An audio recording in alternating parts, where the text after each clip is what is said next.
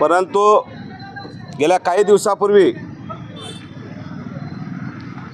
राज्यभर ओबीसी समाजाचं काम करतो असं दाखवत जे लक्ष्मण हाके फिरतायत ते खरंच ओबीसीचा कळवळा त्यांना आहे की नाही हे मला प्रश्न पडलेला आहे। खऱ्या अर्थानं त्यांचा बोलिवता धनी हा कोण आहे काही दिवसामध्ये या ठिकाणी आपल्याला दिसणारच आहे।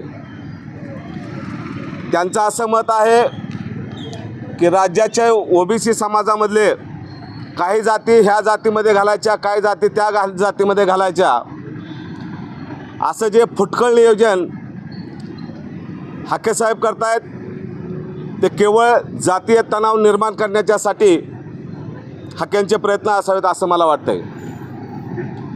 परवा त्यांनी सांगितलं की धोबी समाज आणि न्हावी समाज या दोन समाजाला SC मध्ये आरक्षण द्यावं अशी त्यांनी शिफारस केली किंवा मुद्दा मांडला।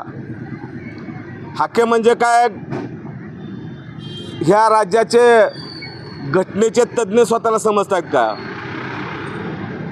बाबासाहेब आंबेडकरांनी 340, 41 आणि 42 नुसार